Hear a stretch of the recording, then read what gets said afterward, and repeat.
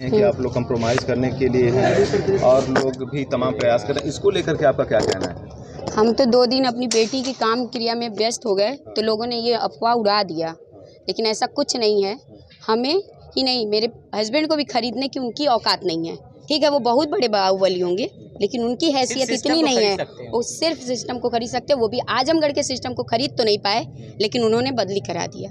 तो ठीक है, आगे फिर हम मांग करते हैं कि हमें यही चाहिए कि उन तक फिर पहुंचे सब कुछ, और वो फिर से जब जांच करेंगे तब हम देखते हैं क्या होता है आगे। ये लड़ाई कब तक जारी रहेगी? ये लड़ाई मेरी आखिरी सांस तक जारी रहेगी। अगला कदम क्या होगा? High court?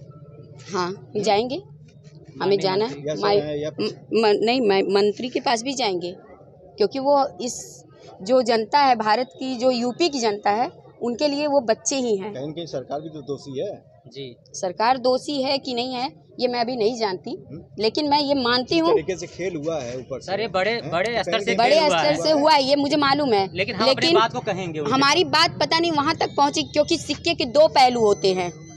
आदमी जो पहलू देखता है वही जानता है। कैसे उम्मीद करते हैं मुख्यमंत्री से आप? जब हम अपनी बात रखेंगे तब उसके बाद हम आपको बताएंगे क्या उम्मीद उन्होंने दिलाए। और शायद अभी आगे मुझे उम्मीद है कि वो शायद मेरी अगर बात सुनेंगे तो वो मेरे ही पक्ष में बात करेंगे, क्योंकि अभी तो उन्होंने एक ही तरफा बात सुना है और उसी के हिसाब से आगे काम हुआ। आपके वकील साहब ने भी बहुत संगीन बातें बताई हैं कि रातों रात खेल होता है। मऊ पुलिस हाँ, पूरे मामले में रातों रात 169 की रिपोर्ट सीजीएम कोर्ट में दाखिल कर देती है, तो कहीं ना कहीं आप मानते हैं कि इसमें बहुत बड़ा वही चीज़ है ना कि इसमें बहुत बड़ा है। क्योंकि बताइए, मेरे वकील को नहीं पता चला, मैंने FIR दर्ज कराई थी ना, मुझे तो होना चाहिए था।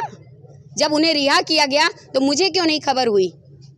अच्छा, जैसे कि आपकी बच्ची जो है 11th की स्टूडेंट थी, जो कि मान्यता जो 8 तक ही है, DOS का जो बयान है, हाँ, 8 ही तक मानता है, तो कैसे आप पढ़ाती थी उस पर? हमें नहीं पता था ना, हमें पता होता तो हम पढ़ा। हमें अगर ये भी पता होता कि अगर ये बहुत बड़ी क्राइम है यहाँ, मतलब क्राइम इन्होंने किया है। मेरी भी शादी यहाँ हुए आजमगढ़ में 20 साल हो गया, लेकिन मुझे नहीं पता था। मुझे इनके बैकग्राउंड के भी बारे में नहीं पता था। नहीं, मैं अपनी फूल जैसी बच्ची उनके स्कूल में नहीं भेजती, कभी नहीं भेजती। और मैं अनुरोध करती हूँ कि जो भी माँ बाप हैं वो अपनी बच्ची को ऐसे स्कूल में मत भेजें जहाँ ये भूल जाते हैं कि ये बच्चे नहीं, ये फूल हैं। इन्हें सिर्फ संभालना है, इन्हें पालना है, इन्हें रौंदना नहीं है। कि इतना टॉर्चर करो, इतना टॉर्चर करो कि वो बच्चे ये भूल जाएं कि हम फूल हैं, हमें जीने का है अधिकार, हमें आगे कुछ करने का अधिकार है। जो बच्ची आज IPS अधिकारी बनना चाहती थी, उसको पहले ही खत्म कर दिया गया। शायद हो सकता था कि आगे वो भी आवाज़ उठाती न्याय के लिए। जब सर बेटी बड़ी होती है ना, तो घर में भी गार्जियन भी जो सर कंप्रोमाइज करते हैं। अगर कोई भी निजी मामला।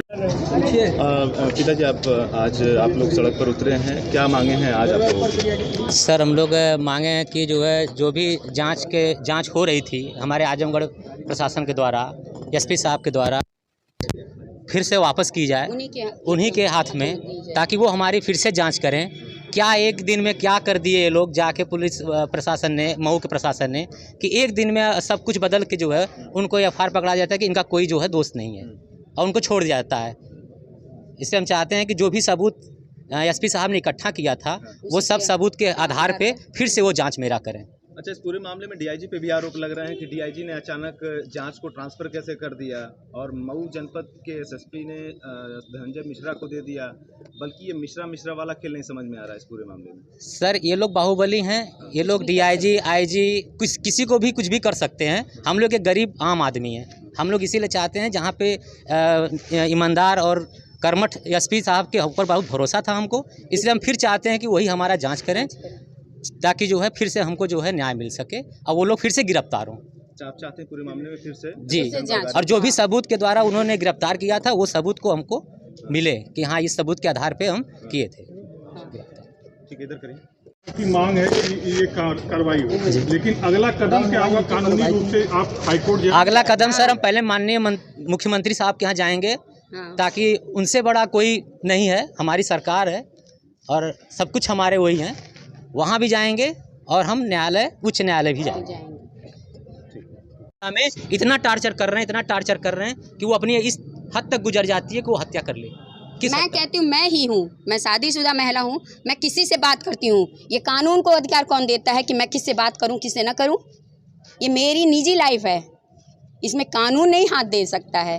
कानून ही नहीं, कोई भी नहीं दे अच्छा, सकता। एक चीज़ ये बताइए कि इस पूरे मामले में विवेचना को जब मऊ ट्रांसफर किया गया आईजी के आदेश पे, तो आप लोगों को सूचना दी गई? नहीं, कोई पता नहीं था।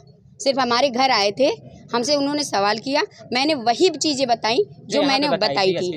लेकिन मैंने देखा, 1-2 लाइन मैंने देखा कि जो हम बोल रहे थे उसको नहीं लिखा जा रहा, और वो शुरू से जिसने लिखा है, मुझे उनका नाम नहीं पता, लेकिन जो मतलब लिख रहे थे वो गलत लिखते थे। वहाँ भी हम लोग जब FIR दर्ज कराने गए थे तब भी वो गलत लिख रहे थे। फिर इसीलिए हम लोगों ने खुद अपने हाथ से लिखा था। तो फिर मैं तो ये मान ही के चलती हूँ कि उन्होंने ये मान ही लिया था कि मेरी लड़की सुसाइड ही की है, लेकिन मैं कभी नहीं मान सकती। मैं आज भी कहूँगी, मेरी बच्ची को पहले मारा गया, पीटा गया, उसके बाद उसे छत से उठा के फेंक दिया गया है। मेरी बच्ची सुसाइड नहीं की है। अच्छा, इस मामले में एक बात और बता दीजिए कि आप लोगों ने किसी तरीके की सुरक्षा की मांग की है कि आपकी पुलिस, आपके घर के आसपास कुछ पुलिस देखे गए हैं सिविल ड्रेस में? मैंने मांग नहीं की थी। हाँ। मैंने मांग अभी तक नहीं की है। लेकिन मैं मांग अभी कर रही हूँ। मैं जनता से भी ये चाहती हूँ कि हमारे परिवार, खासकर मेरे हस्बैंड, मेरे बच्चे और मुझ पे हो सकता है कि आगे, क्योंकि इनके पास पैसे भी हैं, बाकी बहुत हथकंडे हैं हमें चुप कराने का। शिक्षा माफियों से हाँ, मुझे डर है।